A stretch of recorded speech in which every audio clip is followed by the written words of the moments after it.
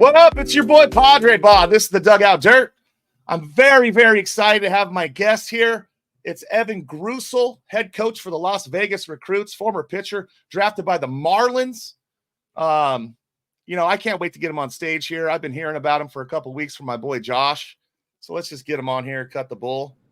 What's up, Evan? How you doing today, buddy? We are Good, live. Man. How you doing, man? My condolences to your Padres, man. We were pulling them for him down here. Oh, it's brutal, dude. It's so brutal. But yeah, that was a tough season. I mean, a tough way to end it, but a great season for us, man, in San Diego. We have a lot to look forward to. Yes, I agree. And jumping right into that, what do you guys think? What do you think about Jackson Merrill? Just to get that out there. Real stud, quick. Man. Stud. Come up as a rookie and be able to be a dominant force in that lineup. I mean, to stand out in that lineup is tough. So he did a great job, and I think he's a front runner for NL Rookie of the Year. I know Skeens had a great year, but it seems like the Harris Strider argument is going to come into play here, that a position player has the advantage.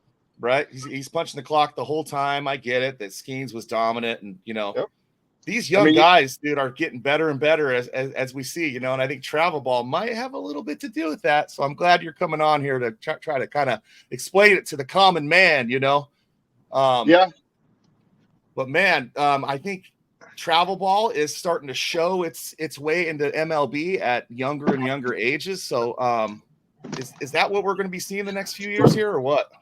I think it's a double-edged sword, because I think the skill levels being started earlier, the discipline is being started earlier, but I think with that's going to come the negative side of injuries too. So I think it's kind of like playing the lotto. You roll the dice, you hope you don't get hurt, hope you have that arm problem. But yeah, I mean, skills are being developed earlier, nutrition, weight room.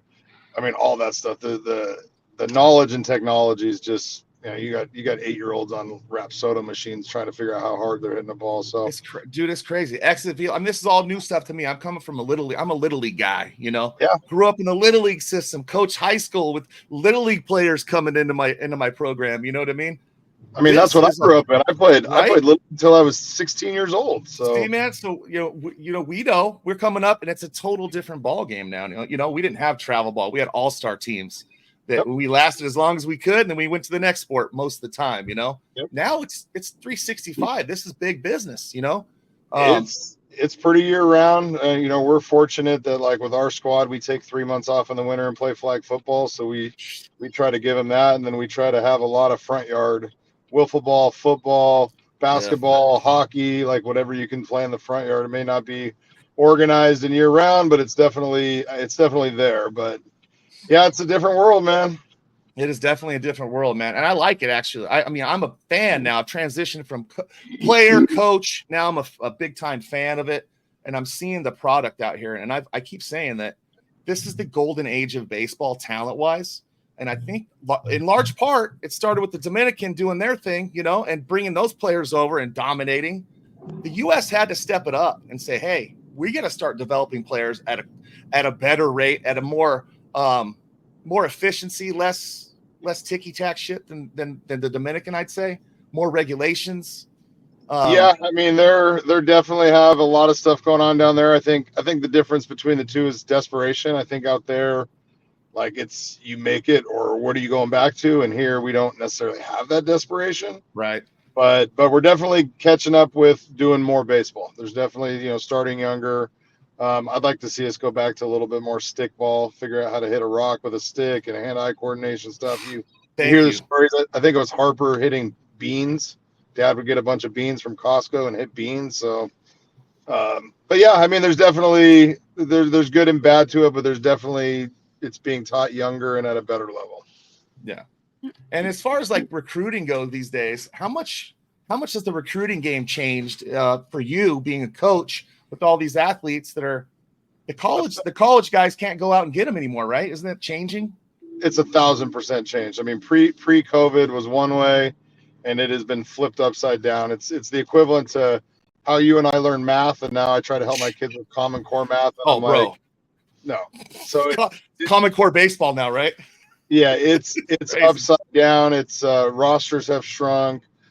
With the transfer portal, with NIL. I mean, it's free agency every year. It's you go to a small school, put up good numbers, you go where you want. You go to a big school, you don't put up numbers, you fall to a small school, and it is going to be a constant changing Rubik's Cube of like, I'm here, I'm there. You know, I have a kid that for 3.5 years, he ended up at 4 schools. Jeez, dude. So, 4 and colleges? You went to 4 colleges. 4 colleges, and 2 of them were Power 5 top end schools, and then 2 junior colleges. So, is that good though? Is that a good thing for talent to be able to play, or is that do you want to see him develop on a team and kind of develop that, hey, earn your way kind of a thing, you know? You know, it's both ways. I think the portal was created so that like the kid that played 3 years at a school is behind somebody and doesn't have a shot can go somewhere to play, and I think it got exploited to where now it's like, oh well, I just hit 30 home runs at this school, somebody's going to pay me $1 million to go to this school now and do it. And so good and bad. I think college 20 years ago was more development, less recruiting. I mean, I got recruited to Oklahoma, they never saw me pitch. I mean, think about that. That's why no social media. How'd you do that, bro? How'd you do that? My high school coach, my scout coach, word of mouth. Yeah. You know, they trusted guys. I think now it's, you know, and I don't mean this in a negative way, but I think now it's 85% recruiting, 15% developing. It's you need to come in ready to play. Like I was a 6'3", 170-pound righty throwing 84, and by opening day I was 205 and throwing 89, 91. There you go, man. You can't go into a Power 5 school throwing 84 miles an hour now. No, there's no like, hey, this kid will be good. You have to develop and put weight on him. Let's see what he looks like in a year. It's you have to come in and pitch now. I mean, I talked to the OU coach the other day. They got something like 17 guys throwing 95 plus. It's crazy. I went and watched the Area Codes game a year ago with my boy Josh Kloss. I don't know if you know that guy, but I'm just saying, you know, I went over to watch the Area Code games, 14, 15-year-olds, I think they were. I was blown away, bro. It's the first time I've seen that level of baseball at that age in my life. And they had this kid up there throwing 94, no problem, free and easy. Next guy came in throwing 93. Next guy 95. I mean, bro, and these kids were not intimidated. It was unreal. Well, I think one of the little misconceptions there is yes, it's 93, 94 on that radar gun, but I also think the technology is so much better that it's reading the ball differently than when you and I played. You know, I saw overlap of like a Randy Johnson 93 mile an hour fastball with a Jacob deGrom 100 mile an hour fastball, and the Randy Johnson ball got to the plate faster. So he got up. You know, I think the radar guns are reading out of the hand now, as opposed to like maybe reading crossing the plate. So I do think there's a variance. Now, with that being said, I think there are more people that are throwing hard than there were before. I just don't know. You know, I think that Nolan Ryan special said he would have been throwing 108 on today's guns. If that puts it into Fastball, the movie, by the way. Oh my god. Yeah. So I think, you know, there's more kids out there that are throwing hard. You know, you see it in a big league bullpen. Everybody coming in throwing 100. Maybe that's the equivalent of like 95, 96, 10, 20 years ago. But there's still more guys doing it. Nobody had a bullpen 20 years ago except for maybe the Reds and the Nasty Boys. Nasty Boys, bro. Yeah, exactly. They had them all throwing upper 90s. Yeah, but different world, man. More guys doing it. Just more people to pull from. Yeah, it's definitely the talents there these days. And like I was saying earlier, Jackson Merrill is really for me, the poster boy of travel ball approach. I think the approach that you're seeing from all the hitters now, they're kind of taken from Juan Soto a little bit. Honestly, they're working the counts. Every time I see this kid, Ethan, it's 3-1, 2-1. Yep. You know, they're in good hitters counts almost all the freaking time, man. And that's something that doesn't go away. Like that doesn't slump very often. So you see Merrill again, his prolonged slumps just weren't there as a rookie. That's eye-opening. You know what I mean? I think that's what we're going to start seeing more and more of, you know, truthfully.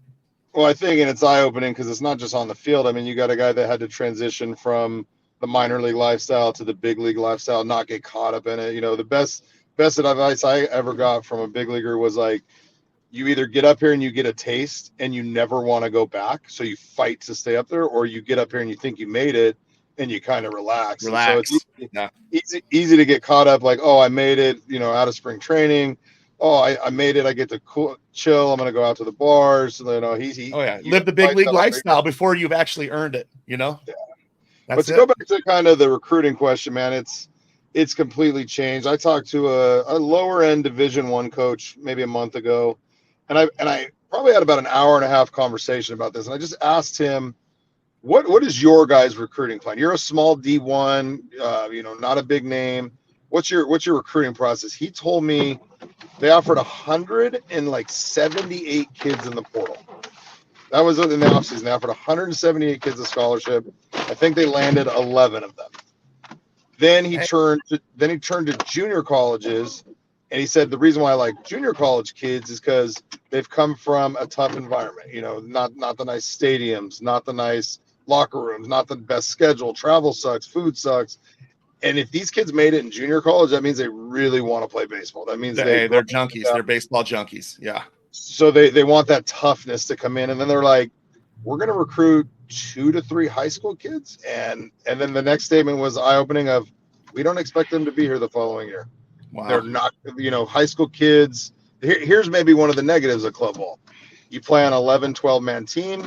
You start every game. You play every game. You get to college, and I got to sit and come off the bench as a freshman. Huge rosters, right? And kind of going back to the Merrill thing, like, you don't know mentally how to handle that maybe. Like, some rookies don't know how to handle the big leagues as a rookie. They go back down for a little bit, maybe a Jackson Holiday situation. Yeah. But you go to college and it's like, man, for my entire life, and maybe the social media part of youth baseball too, like, dude, I'm a dude on Facebook. I'm a dude on Instagram. Like, go watch my videos, go look at my awards. And then you get to college and it's like, well, that guy ahead of me was the same guy 2 years older than me.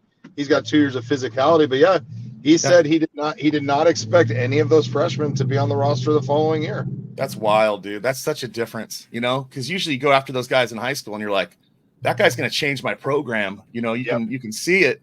And now you're looking at dudes. I mean, isn't it like a list? Are they going through like a computer list of these dudes? And that's it. That's how easy it is, huh? You enter the portal and you're in a database, so you can go looking for sophomore catchers. I mean, you can simplify sophomore catchers from the Western region. It's MLB The Show. That's what it is. Yeah.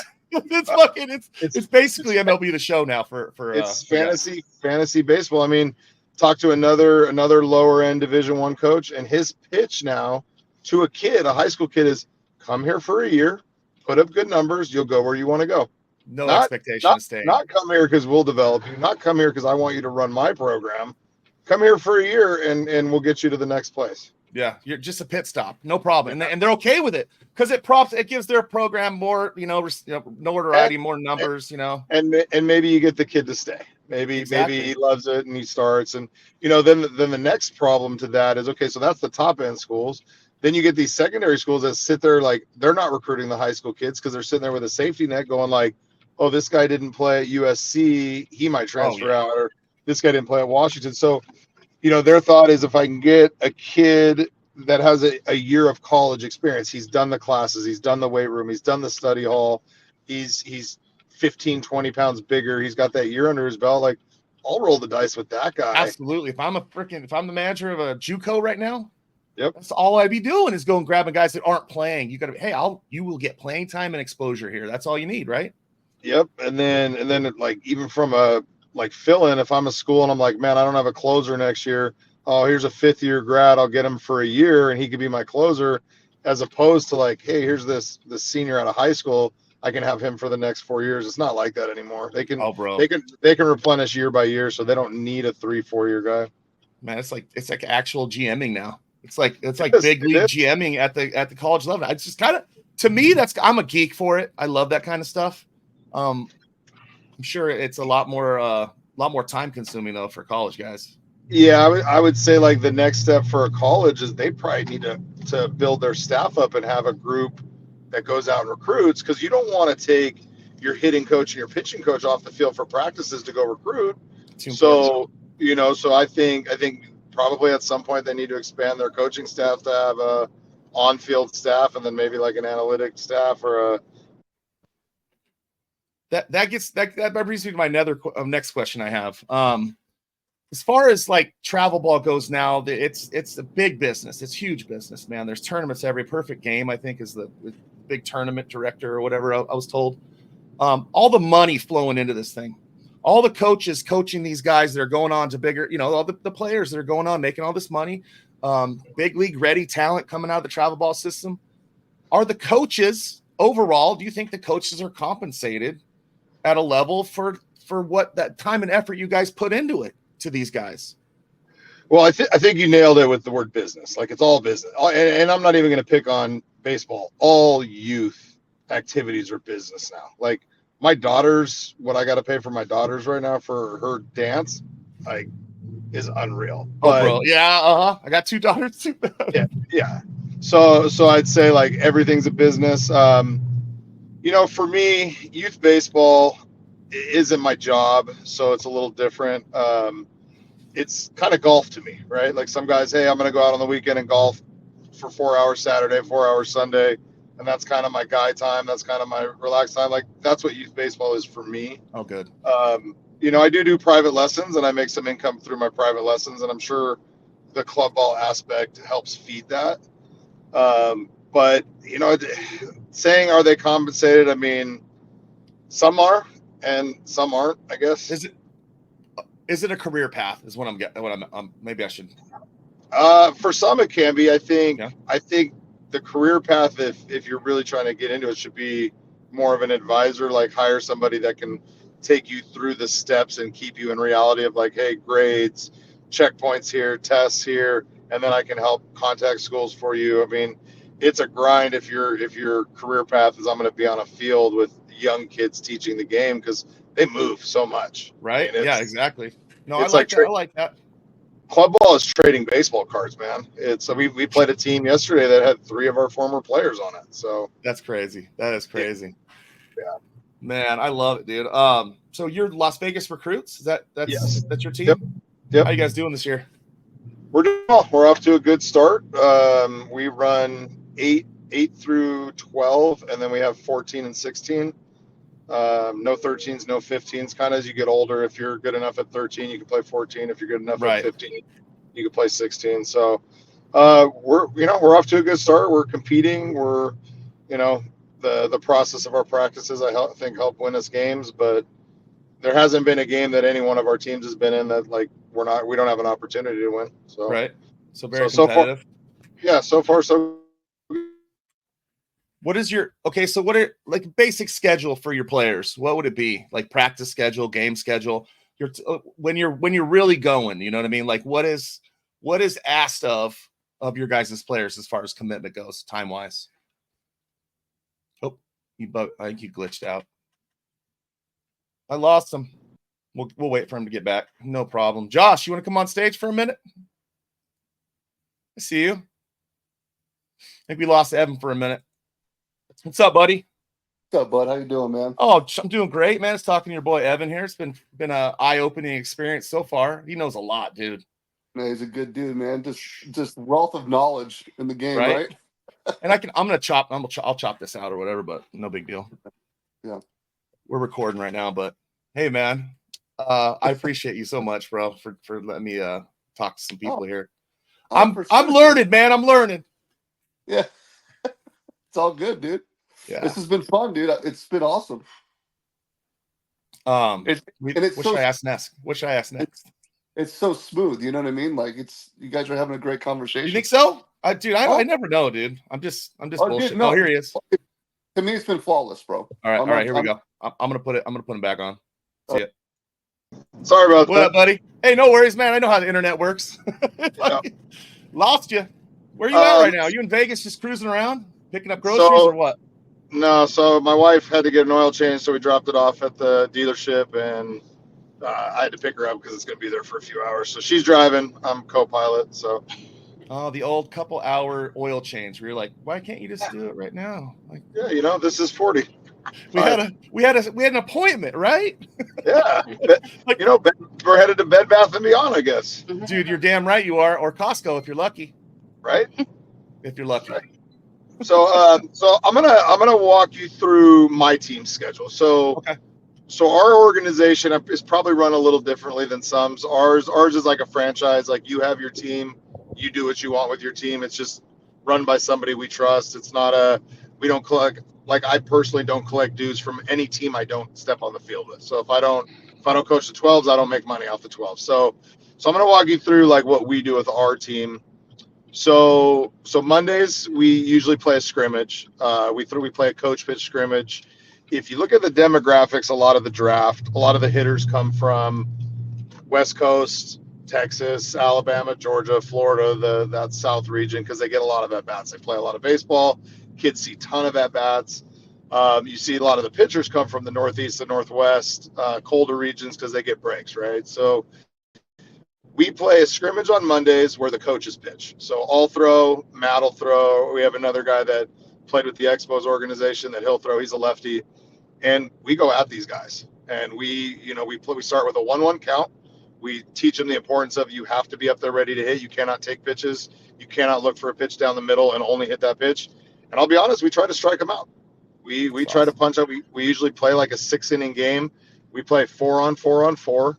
So you have 4 hitting and 8 on defense with a coach pitching. So there's no sitting. You're either on the field playing defense or you're in the lineup batting. Kids usually get 8 to 12 at bats per day.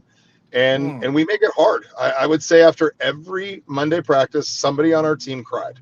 Like we go at them so hard that they want to beat their friends. Number one of the lost arts of teaching is competing and competing against your friend. Like I will argue you will never run faster than chasing your best friend in tag or running away from your best friend in tag. That's a good one. I like that, dude. Yeah. So we try to create that at practice. Like we change the teams up. We put best friends against each other. We put best friends on the same team, and we make them compete. And at the end of the game, the losing teams usually are pissed off, and they hate that they lost to their friend. It's kind of like a glorified wiffle ball game in your front yard. Oh yeah. So that's our Mondays. We go at them pretty hard. Our Saturday practices are more of our technique practices. We break down positions, offensive leads, first and thirds, bunt coverages, really anything that in maybe our last tournament we didn't like or that we struggled on, we kind of hit that as best we can. And then we usually finish that with about 30 minutes of speed and agility. The coach, Billy Barker, who was with the Expos, he runs the speed and agility for us. So he brings out box jumps, jump ropes, parachutes, ladders, and he gets them for 30 minutes and he just wears them out. Just try to send them home on a Saturday tired. Oh yeah, that's beautiful. And then on Wednesdays we do a cage practice, 3 cages, 3 coaches, 1 lefty, BP, probably pretty standard. There's not a lot you can do in a team BP that's like, hey, we're going to break down your swing and fix stuff. It's a lot of reps. So yeah. And so that's our practice. That's our practice schedule for the season. We'll usually shut down, like we shut down early July, pick back up with optional stuff mid-August. Nothing mandatory and nothing throwing. Like if we do that type of stuff, it's ground balls, fly balls, hitting, no throwing. Let the arms kind of take a break. And then we shut down usually 1st of December and pick back up in February. We do a lot of flag football. A lot of these kids play flag football together. And that's awesome. Yeah, so that's kind of our schedule. We'll throw some bullpens. Usually what I'll do is I'll hire a catcher that comes in and works with me during my lessons, and I'll throw them down the line, and I'm just I'll pay you for 2 hours. I'm going to send you every one of my pitchers. Sit on a bucket, catch them, tell stories. Talk trash, my pitching philosophy. Like paying a catcher is brilliant. I mean, dude, that's so key, dude. I love that. Yes, and just kick him down the line, sit him on a bucket, let him catch 11-year-olds. He knows what I expect, but these kids just need reps at that age. It's 500 pitches for $40. Yeah, man. And he loves it. And he loves it. Of course, bro. Hey, I'm just catching the ball. How good is that? Come on, just the simple things.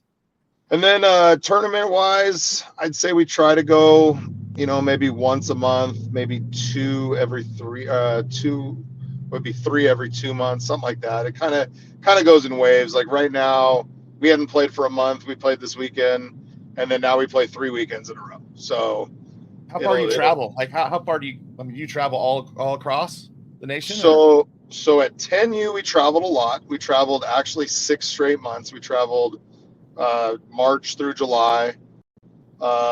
This year we don't have to travel as much because we can play up in 12U for competition.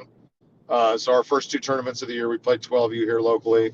Last year, we went to Mississippi. We played in that Perfect Game World Series out there, that International World Series. California a lot. I mean, if you can get to California, you see the best there is. We did I'll tell you the best tournament we did. We put a backyard tournament together with 4 powerhouse programs out of California. It was MVP Hustle, the Rally Fries, TC Titans, and San Diego Show. I don't know. Have you heard of the Rally Fries at all? No, but it sounds awesome.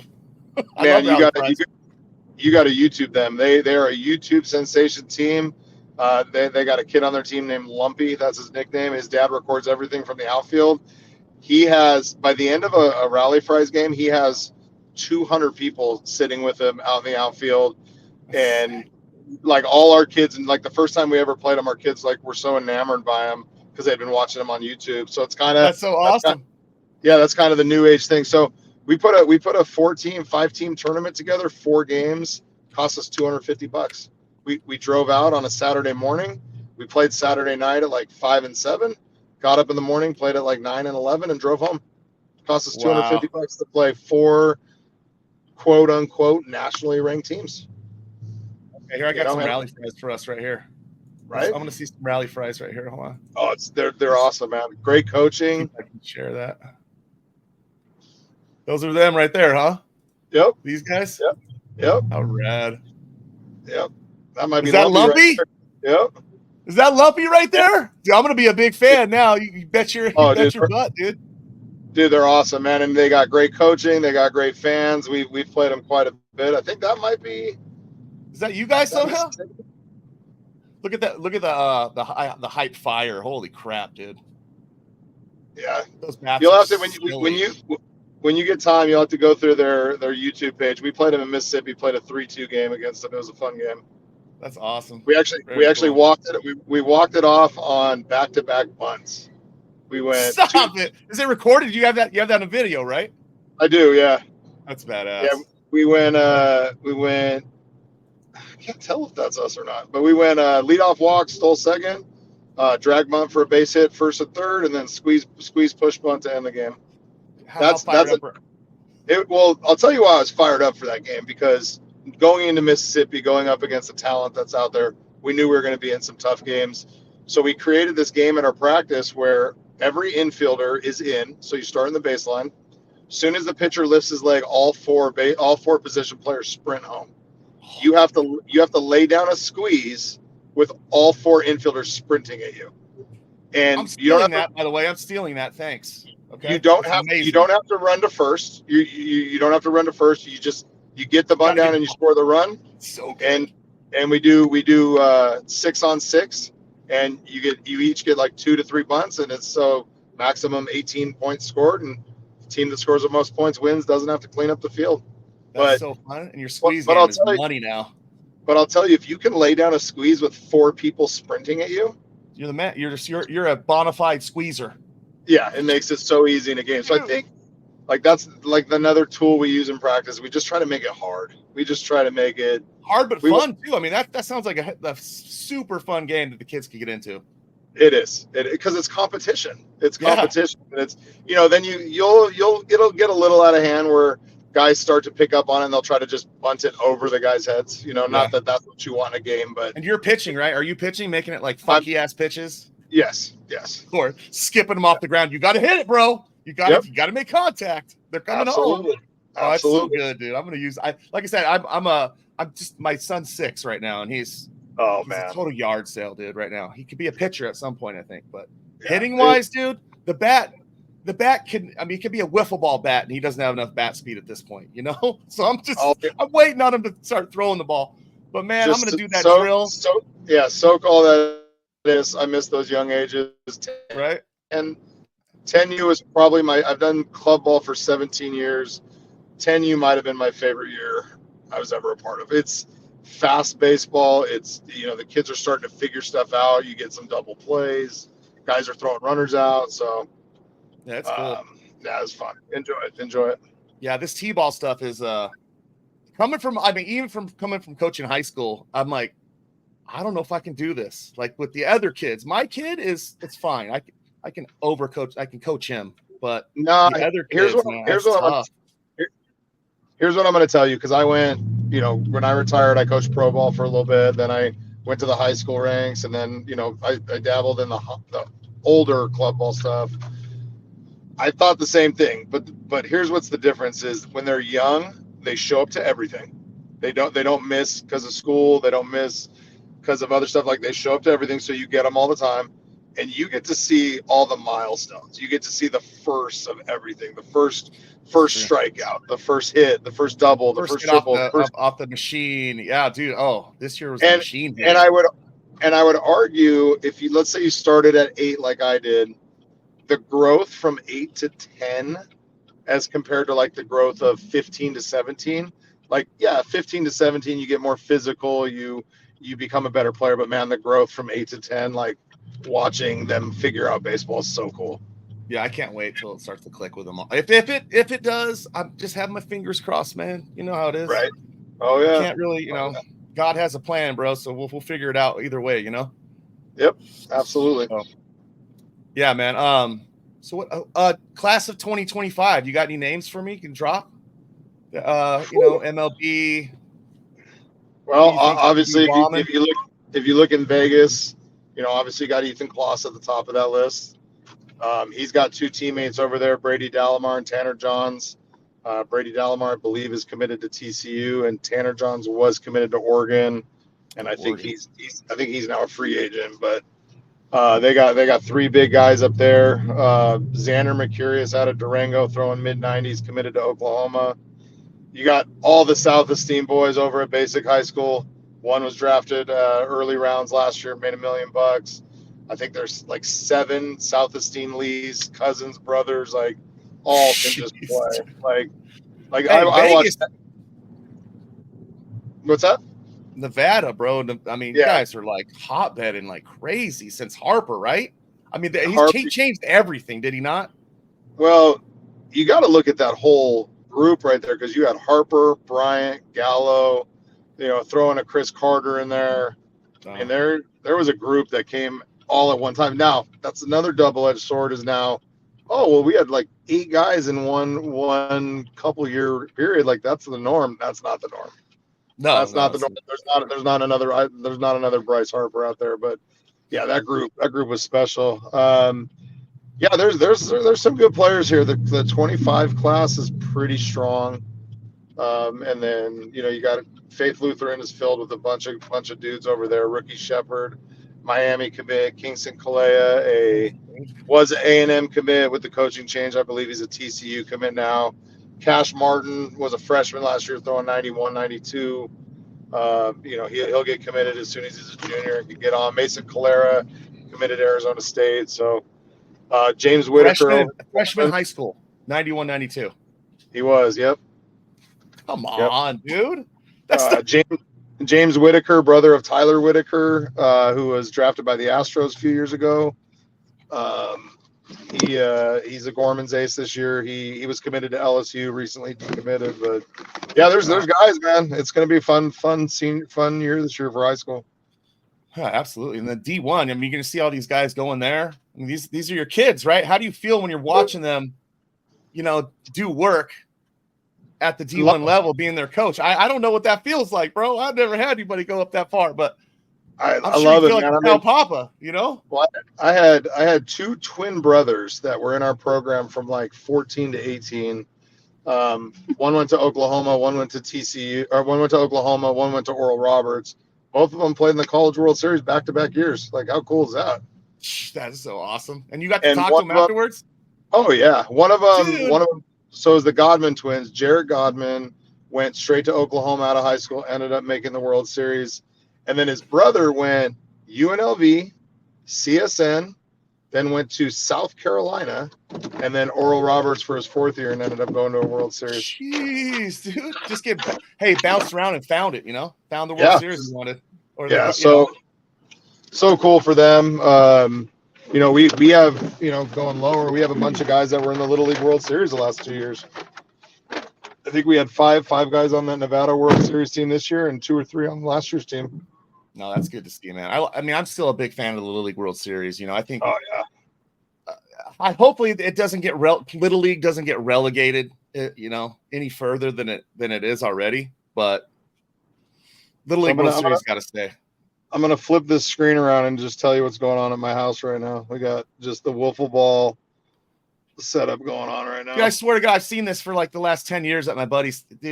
In Vegas, they play wiffle ball in the streets. I know that for a fact. All day, dude. Little Klaus, dude, since he was like 2, probably. His dad just chucking him freaking wiffle balls. And it's funny because like I grew up doing this and my neighbors all loved it, man. You grow up now, people get mad. People are like, dude, you can't play in the streets now. Yeah, you did. Come on. Yeah, we fell off baseball players here. We fell off over this wall right here, and one mom came and told us we had to stop because she was tired of throwing the balls back. And I'm like, throw them away. I'll go buy more. Hey, like, at least these are baseballs, lady. Yeah, and I'm like, these are kids. I'm not putting them in the room to play video games. Like, if this is the worst they're doing, we're okay. Seriously, that's like first world problems right there, bro. You know what I mean? That's some good shit. Oh man, I love it. Do you play wiffle ball still? I do. I play with them too. Yeah, I like to. I'm coming to Vegas. We're playing a wiffle ball game. Straight up. Let's bring Josh. I'm in. And Josh, you think Josh, bro? Okay, here's a Josh story. Let me bring him on here real quick for his. Yeah.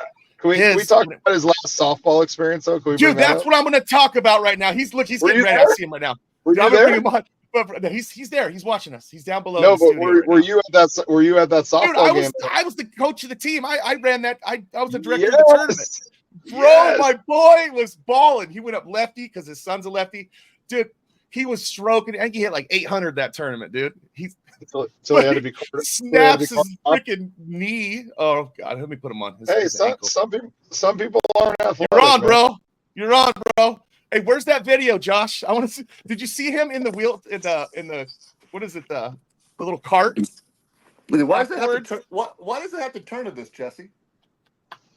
Josh, it was for charity. This is the best, bro. Hey, my boy was balling out, bro, talking about how, oh man, if I would have got the shot when I was little, I would have been pro. Dude, it's the truth, bro. The pro player out there, MVP. Hey, never hit lefty in my life except for that tournament. He wanted to show his son that he could do it. He's like, is that where Ethan gets his righty golf skills from? I don't know, dude. No, he's on another level. I don't know where that kid came from. It's dude, that's for sure. What? Yeah, how's he not a switch hitter with that? I don't know, dude. It's just, you don't need to be if you're left-handed. That's true. You don't never need to switch. That's true. Yeah. Hey, you should see Evan's kid ball out, dude. He's killing it now. How old's your kid? He just turned 11 last week. Oh, the sweet spot, baby. Nice. He's getting that power, dude. He's getting that power swing. Lefty hitter. He's becoming dangerous. Yeah. Of course, lefty. Here you go. He's hitting now. Let's see if we can get in on this. Zoom in on him. Let's see. Let's do a little breakdown. It doesn't look like I can zoom all on this. I'll try to get as close as I can. Dude, Jesse, he's a catcher. Oh, lefty catcher? Yeah, he crushed. Yeah, like his dad didn't know that. Give me a break. like that's not the cheat code for everybody. Hey, it's fun as long as you can hit 230 and throw people out. Well, I needed somebody to catch I just needed somebody to catch my lessons. No, you're like, yeah, perfect. Hey, make me money. Yeah, get cheap labor going on. Right? Hey, you don't have to pay him yet. Yeah, Ethan never helped me out with that because he was a shortstop. So he wasn't doing any catching. Thank God. Is he pitching still or no? Is Ethan pitching right now or no? No, I don't. I mean, I let him talk to Coach Evan about all that stuff in the back. Like, I don't like him pitching, but the high school scene, dude, sometimes they put him on that mound, and he loves it because he likes to compete. But he'll go out there and he's shove he's no pitcher. I'll tell you that right now. Probably could have been. Probably could have been. God, he could. He probably good arm action. That any angle probably too. If he wanted to be a 3/4 guy, he probably could. If he wanted to be a sidearm guy, probably could. I don't know. But that's. He likes to hit. So hit as long as you can. You can always turn into a pitcher later. That's true. Yeah, and his shortstop skills are better than Bogart's right now. So, I mean, how many stories do you hear of guys that like fizzled out in college or AA as hitters and then just got on the mound and threw 95? My boy Matt Hensley did that for the Angels. Yep. He got smoked in the eye, screwed up his whole vision. His sophomore year in college, and then all of a sudden got on the mound and started throwing 91, and the Angels drafted him. That's it, man. I had a buddy I never went know. to high school. I had a buddy I went to high school with, never pitched a day in his life, never pitched in high school. I think he went to Cal State LA or something. Was like a 200 hitter. They put him on the mound, ended up in the big leagues with the Astros. That's it, man. You know, all pitchers used to be baseball players at some point. That's Exactly. crazy. Exactly. You know what I mean? We're like the kickers of the NFL, bro. Right? My college coach treated us like absolute garbage. Just we were second class humans, you know. And I deserved it, dude, because hey, we screwed up, man. I couldn't throw strikes. It wasn't that easy though. Dude, Jesse right. was dangerous. He was so scary in Little League, it wasn't even funny. Hey, what were you throwing in Little League? I don't know. They didn't have guns back then. Are you kidding me? They didn't have anything. No one wanted to go up to that play. You're getting pegged. That was it. He was just going to nail you. Yeah, back then it was just wild. back then it was you just throw hard or you don't. There's no miles per hour behind it. Yeah, exactly. I think I throw harder than this next guy, maybe, But in high school, it wasn't anything crazy. It was upper 80s in high school, but that was back then. That was Ched. Now that's like, oh, and I didn't know where it was going. I was like, I'm throwing as hard as I possibly can, and I'm going to put it in the strike zone, but I don't know left or right, up or down. But like Evan said earlier, that 88 was probably like 92, 93. You just never know. Yeah. Hey, thank you. I appreciate that because I've always wanted to touch 90 consistently, but I never could. You could tell people you did. Yeah, no. I had Joe Kennedy on my team who was throwing 93, and that was legit 93. There's a difference, man. There's a big difference. I'll give you a good one that we saw the other day, and this is like kind of that business thing of PG stuff. Is one 11-year-old has listed on his little profile that he's throwing 74 on his perfect game pro. So he gets to go around, tell everybody he's throwing 74, and then threw against us the other day, and he was like 52, 53. 52, 53. I'm like, oh, there's a little 20-mile-an-hour difference there. Like, this is where like that business parts comes in, is we need to like dumb that down and maybe not show kids that stuff. And that's true. Those kind of analytics, maybe because you can fudge them a little bit. But how do you miles an hour? Yeah, and how do you ever live up to that now? Now it's like you got people like looking at it, looking like, oh, this guy really throws 74. Nah, not close. Hey, I'm old enough to lie about how hard I threw. You know what I mean? Right. Oh yeah, I threw a 95. Sure I did. Dude, if I threw 95, I would have had to take something for, I would have had to get a little vitamin. I would have taken more vitamins to throw 95. Let's just put it that way. Not possible. Yep. My body couldn't have done it. So hey, Ev, real quick question for you. So you and I have been talking a lot lately about the recruiting process. Yep. So what's your take or advice moving forward for these high school players that are freshmen coming up, like with what's going on in the recruiting world and the NCAA or wherever else? So much going on, 30-man rosters, or is it 34? I can't remember, but anyway, a lot of changes going on. What is your advice moving forward on these kids that are preparing to get recruited? Before I get to that question, I got a visitor. What's up, Doug? What's up, dude? Welcome to the Dugout Dirt, man. Hello. How you doing, buddy? Good. Good. You just hitting wiffle ball dingers? Is that the lefty catcher? Yeah. You saw it here first, dude. What's his name? Dustin. Dustin. All right, cool. What's up, Dustin, dude? Give a shout out. You're on live right now. Say hi. You got anybody you want to say hi to? Because the dozens of people that are going to watch this. Hey, tell him about the rally fries. He just got experience to the rally fries for the first time. What do you mean? You got to see Lumpy on TV. He just looked him up on YouTube. You like playing the rally fries? Yeah. Sometimes. Yeah. Right. Bananas, travel ball. I'll be on in a minute. All right. So to answer your question. First of all, like the rules have changed. Like let's just go over like the last 3 years because I don't know exact dates. Can't talk to a kid till he's a junior. I love it. Stop recruiting 8th graders. Stop recruiting 9th graders. The earlier you commit, the less likely you're going to end up at that school. I'd say 90% of kids that had been committing 8th grade freshman year don't end up at that school. I'd say if you commit your senior year, you're probably 75% chance you're going to that school. Yeah. So stop worrying about it at a young age. Learn the game, develop your body, bigger, stronger, faster, that whole cliche. I would say sophomore year, maybe even freshman year, build a Twitter account. Build a very strong Twitter account. There's all these agencies out there you can hire to help your recruiting. You don't need to. Not that saying that they're wrong or bad. You just don't need them. Spend 30 minutes a day on Twitter. Not a day, 30 minutes on a weekend on Twitter. Pick a conference, Mountain West. Follow every coach in the Mountain West. Follow every school in the Mountain West. Post content. Doesn't have to be highlights. Doesn't have to be, man, I was 10 hitting home runs. I was 11 hitting home runs. But, a good one to post is like when, checking in at the gym. Post that every 4 days. So it shows college's consistency that like, hey, he's at the gym. He's not out. It's not party pics. It's gym pics. Doesn't have to be like the selfies. You could just literally put the picture of the gym and just checking in. I think it shows college's consistency. It shows them your dedication to your body, to your craft. If you spent every Sunday, if you spent 30 minutes to an hour following schools, by the time you're done with 1 year, you've probably followed every college coach that you might ever play for.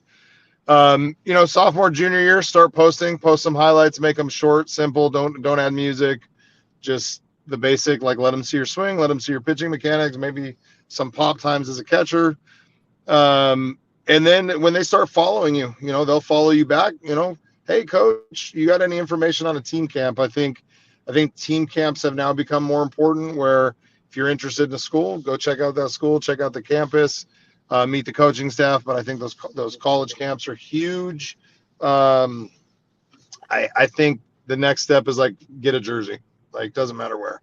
The Power Four conferences now. The Pac-12 is out. Power Four conferences, they're not looking at you unless you are like the top 1%. So if you're not in that category yet, and that's okay. Like find those secondary schools. Find the lower end schools. But most importantly, find a jersey. If they offer you a jersey, go. And then you can, with the way the system is now, they get to play this. The schools get to play the system. You get to play the system. Like, hey, I went up and put up great numbers at your school, dude. I'm out. I'm going to LSU. I'm going to TCU. Yeah. I'm going to A&M. Like they're gonna do the same thing. And so it's a 1 year deal everywhere you go now. I don't like it. I don't agree with it. I love my 4 years at Oklahoma. I wouldn't go back and trade my 4 years at Oklahoma for anything but a 10-year big league career. So, yeah, I loved, like I had 6 freshmen come in with me. We graduated with 4 of them. So I got to spend 4 years with 4 of the same guys.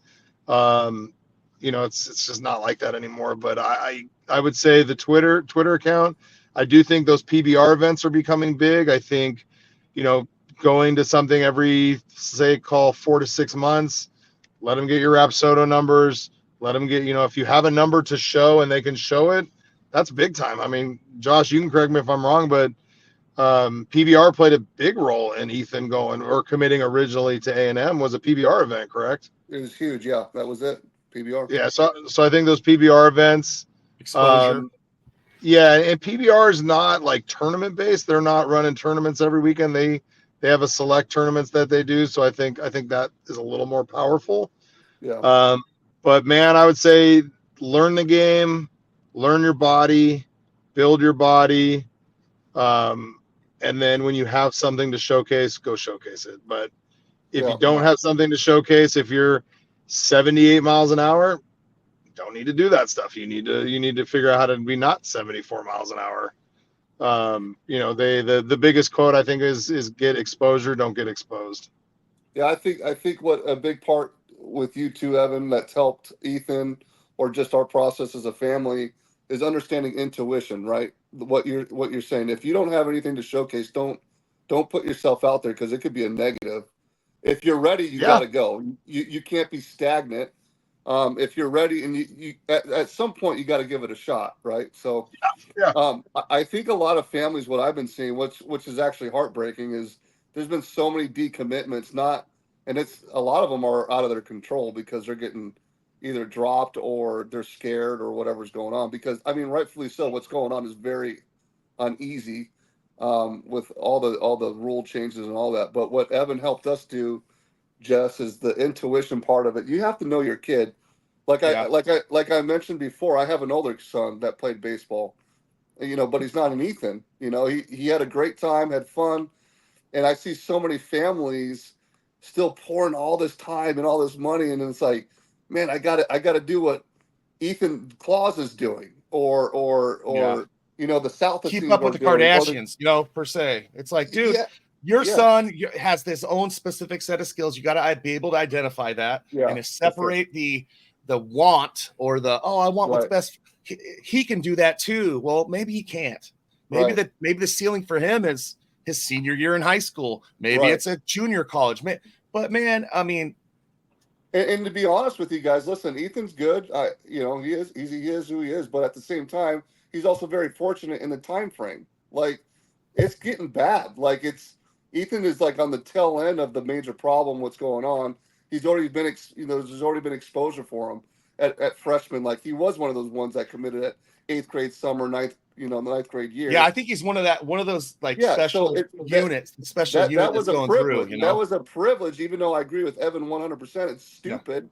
It doesn't make any sense for that. Like, I even went to him. He was the first person I called. I'm like, Evan, what are we doing? Yeah. But it's funny. I'll take you back to that conversation, Josh, and you can correct me if you remember this different. But I was against committing early. I was like, there's no need. And Ethan is part of that statistics where he committed to A&M and he's not going there now. Coaches change, and that's why. But my advice to him was commit, because he's either good enough to go there and he'll end up there, or he's not going to be good enough to go there, and you'll be a senior and we'll figure out a place for you to go play. And so it was almost like take the pressure off of the commitment, because I feel like that's a real thing. Like, this guy's committed and this guy's committed and I'm not committed. Why am I not committed? And these kids have that pressure. So I was like, commit. That takes away all that pressure of like, I am committed or I'm not committed. And then we'll figure out if you're a senior, if you're good enough to be committed or not. Like, because that's the reality. It's like, you can do whatever you want as a freshman, sophomore, junior. If you're not there as a senior, you're not going. Right. So, but isn't that crazy, Jesse, what he just said? Dude, that doesn't even exist now. Like, no, it's gone. This is a whole different landscape now. It's crazy. But when I say it was a privilege for Ethan, is because, dude, his name's been out there for 3 years now. Exposure, it's great. I mean, it's good for the overall, and it was the positive was the exposure. Well, this kid was committed at A&M, dude. It just opened doors for him. You know what I mean? But these kids don't have that now. It's junior. Evan's 1,000% correct, dude. It is the right thing that you can't even talk to a college coach to your junior year. I agree. Oh, dude, it's fully healthy. Really it's fully good healthy. It really is. But Josh, how nice was it after you committed not having to go visit 10 schools and talk to 50 coaches? Like, you just got to focus on your kid. Like, you literally, hey, I'm committed to A&M. Cool. I'm going to go to the gym 5 days a week. I'm going to go hit. Hey, I'm going to take 6 months off of baseball and I'm going to train my body, as opposed to like these kids. Oh, I need to go to Arizona because there's going to be college there. I need to go to Georgia because there's going to be colleges there. When it doesn't matter. We'll figure out your senior year. Dude, and you just nailed it, bro, because the bottom line was that's exactly what happened to Ethan. He didn't think – he listened to you guys, you and Sean, and he's like, hey, dude, why don't you just go ahead and hit the gym and relax a little bit? Dude, the Gorman system back in the day, it's changing, got great coaches, whatever. Not to knock the coaches, but their system was, dude, you're playing at 6 days a week through the fall system, through the winter system, and you don't need to develop burnout, maybe? Dude, they're totally burnt out. And it's like, I didn't see any better players on the field during the spring season. You know what I mean? This isn't a Gorman thing, so I'm not saying them, but some high schools are, you don't play for us in the fall, you're probably not going to play for us in the spring. Right. And then it's like crap. Like I'll give you an example, and I won't name the school, but I had a left-handed pitcher. He was 84, 85 miles an hour as a sophomore. He weighed 140 pounds. He was a reliever for them on varsity. Comes in at the beginning of summer, says, my goal is to be a starter next year. I said, okay, we need to get you up to upper 80s. How are we going to get you upper 80s? You need to eat. You weigh 140. We need you at like 170. Well, here's my summer schedule. 80 games in the summer in Vegas in 110-degree weather, like a 2-week trip out of state. Dang. The kid comes back. I don't see him all summer. Kid comes back for fall, weighs 135 pounds. This guy's worn out, bro. Worn the hell out. Woo. Didn't even end up playing the next season. Like, just didn't eat anything that summer. He got beat up, and I'm like, guess what? You know what sounds fun? Spending your summer in the gym. Mm-hmm. Getting to 170, being in the AC, working out, getting your worst case scenario, your body looks better. Putting out weight. Look at Quadzilla over there in the Kloss house. Jesus, yeah. We're talking about they're just stacking, bro. Yeah, I'm talking about stats. I'm talking about John. Let me see your quads, dude. Dude, you don't want to see none of that. No, I don't. Good. Where's that video of you on the wheelchair, though? I need to see it. Dude, crucial. I don't know where it's at. We're going to keep that on a Josh personal. made one of the funniest videos I've ever seen in my life, dude. He's in a grocery store. I don't know. I got a few.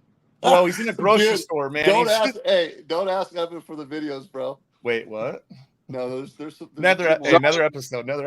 Josh and I got a blacklist of files that you can't. Yeah, you can't. Dude, God, don't tell me that, bro. Each other over, dude. We're done. Hey, I got some stories about your boy down here. I'm just saying we could swap them out.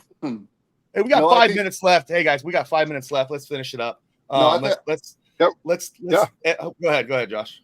No, I just thought it was key. I wanted Evan to say, just kind of talk about the recruiting process, because I know a lot of families now that when in our senior year with Ethan, there's a lot that are just. I get phone calls all the time, dude. People are freaking out, blah blah blah. Because and rightfully so, because there's so much changing. That I just wanted Evan to touch base on that, give his advice. No, absolutely. Number one, early in high school, get your grades up. It's a lot easier if you have a 4.0, 3.8 early to keep it above a 3.5 than if you get like a 2.5 early and have to try to get that up. Because obviously, the deeper you go in high school, the harder the classes get. So obviously, focus on that GPA, focus on some of that test scores. If you're looking for money for college, there is so much money in academics. It is crazy. I know the scholarship situation is changing. There used to be 11.7. I would watch people spend thousands of dollars on baseball to get one of those 11.7 partial scholarships when there are full rides waiting for you in academics. So big academics, big on getting that up. Doesn't matter where you go. A Faith Lutheran, Bishop Gorman, Meadows, which were the three private schools, GPA is the same as a Clark, Bonanza. Right? They want 3.5. Yeah, but if you want money, you need that 3.8, 3.9. So you want to get. I sent a kid to Arizona a few years ago. I think in the entire school he received the most money for college. Zero baseball. Wow. So start with grades. The recruiting process. Be patient and don't watch social media. You're gonna see somebody commit that you think your kid's better than, and maybe he is, and you're not gonna understand it. And the best I can say is that kid's probably not going to end up there. So don't stress when you see other people, getting their roses, for lack of better terms. I think the next thing is just work on your body, like bigger, stronger, faster. Figure out what your strength is. Try to develop your strength. Obviously, I always try to develop your weaknesses. But until you have something to showcase, don't go out there and overexpose. It's a lot. Yeah. It's a lot like dating. You go to a tournament, you do well. Coach goes, love this kid. This kid's on my list. Well, the next time they come see you, they don't want to see what you do well. They want to see what you do wrong. They want to nitpick you. Hey, he didn't run that ball out. Hey, he didn't run hard. Like every time you go on a date, it's first date. I'm going to marry this girl. Second date, well, she kind of chews with her mouth open. Third date. There you go, bro. And so so if you go to every event, they're only like you may be sick one day, you may have a bad day, you may have gotten in a fight with your parents, you may be struggling in school, you have a bad game, and they're going to nitpick that game. So don't go get overexposed. Don't go every event. Try to one every 3 to 4 months. That's why those team camps are great, because if you excel in a team camp, that school's going to love you. If you have a bad weekend, only one school saw you. So not the end of the world. Great advice. Yeah. The Twitter account I think is huge. I think Twitter, I think PBR, I think that those individual PBR things, like, I know they're a little showcases, Evan. Are those the showcases? Yeah. The ones they'll put you on the TrackMan, the Rapsodo. They'll get your numbers for you, which I think are good check-in points. Like, I know the prices can be kind of high on those, but Josh and I have talked about, like, it's an investment. Like they may be a little bit pricey, but it's an investment. Don't do them all, but do enough that are valuable for you. If anything, it gives you good data for yourself. Twitter, follow as many colleges, check in with colleges, ask for information. I can remember back when I was doing my recruiting process, I would write 10 to 12 letters every Sunday. It was a kind of a generic letter, but I would change one paragraph, talk about the head coach, talk about maybe like, hey, I remember you when you were at this school. Would love an opportunity to play for you. Can I get more information on your school? The recruiting process itself, make sure at some point you have a contact with the head coach, not just the assistant coaches. Make sure at the end of the day you are a head coach guy. We can talk about LSU with Ethan and Jay. Like, we definitely know that Jay has contacted and talked with E, and he's a J guy.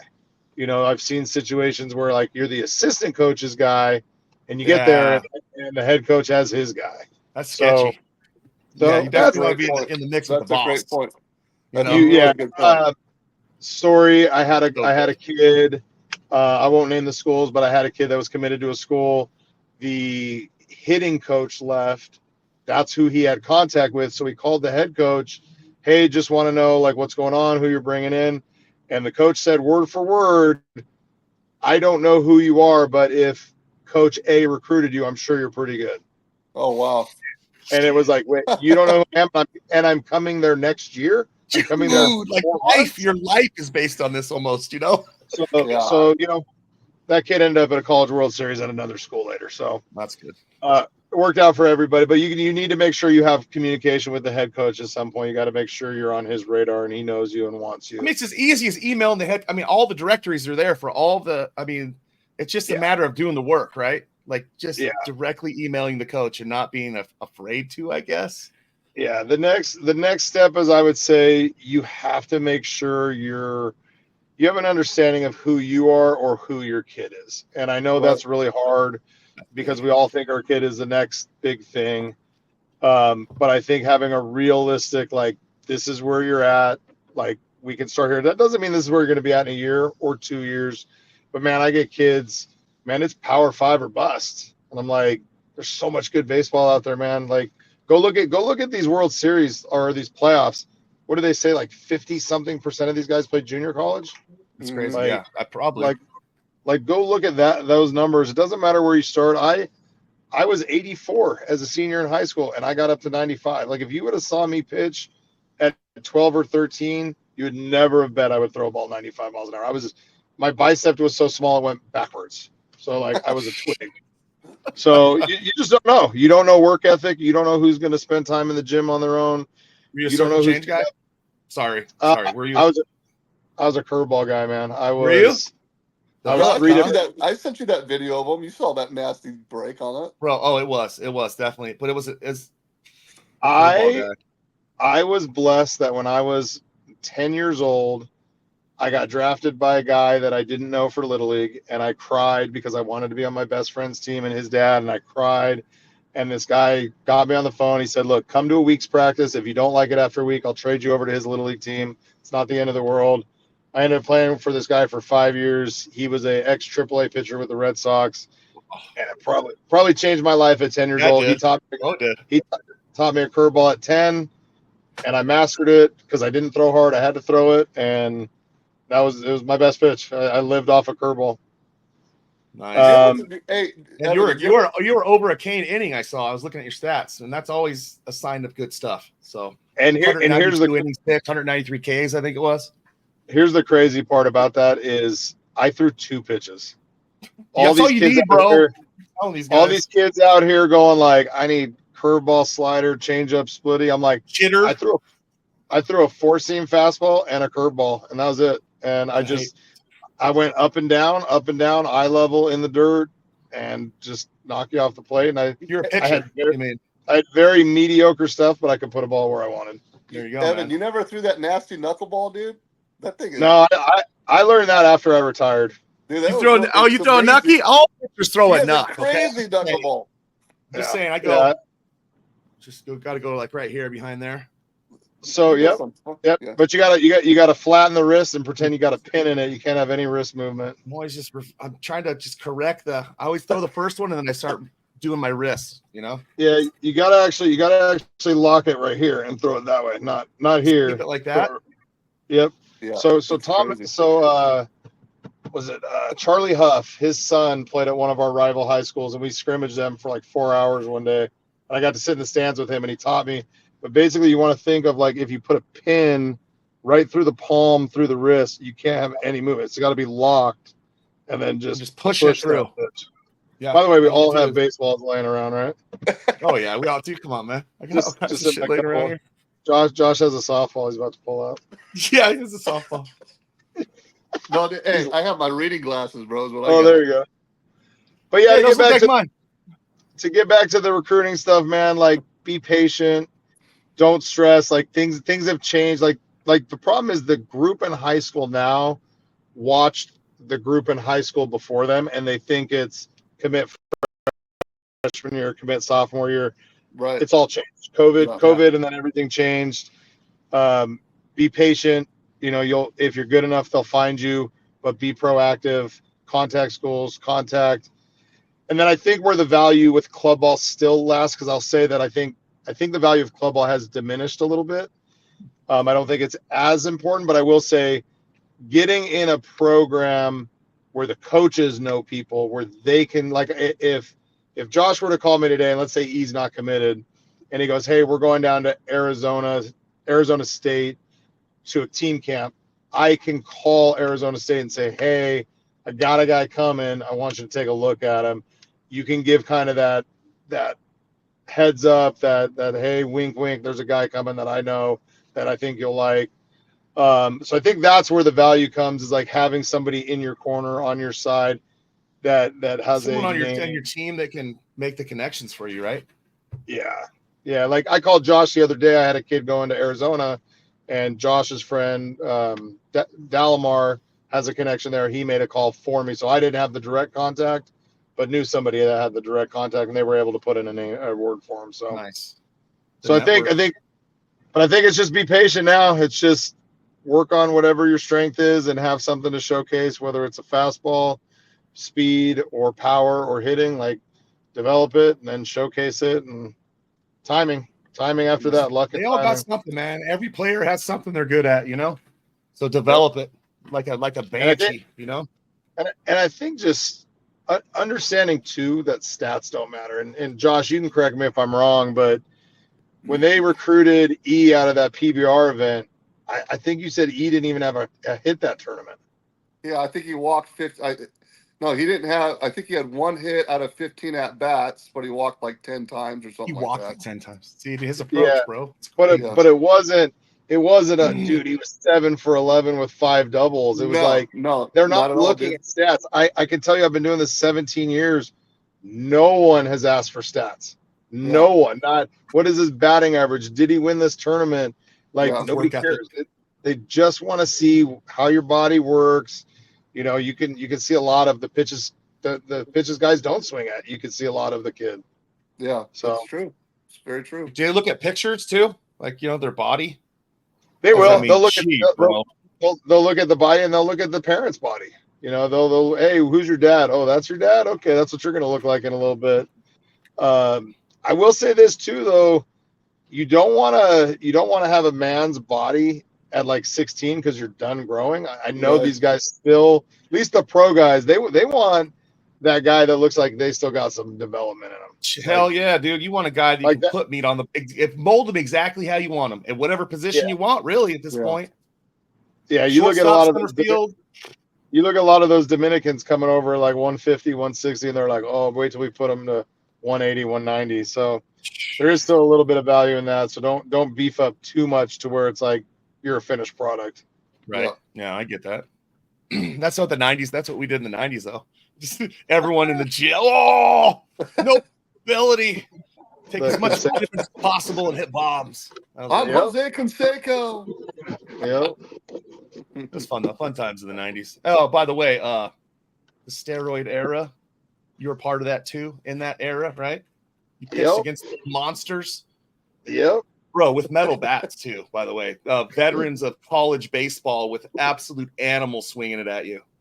Yeah, and I will tell you this. I didn't do it. Part of me wishes I could go back and do it to see what the difference would have been. Not necessarily do it to make it, but do it to see if there would have been a difference for me. Because like I said, my strength is I could put a ball wherever I wanted. What if it was 3, 4, 5 miles an hour? But I will say this. All the steroid talk that they talk about hitters, I think it benefited pitchers more than it benefited hitters. 100%. Roger Clemens is all you need to say.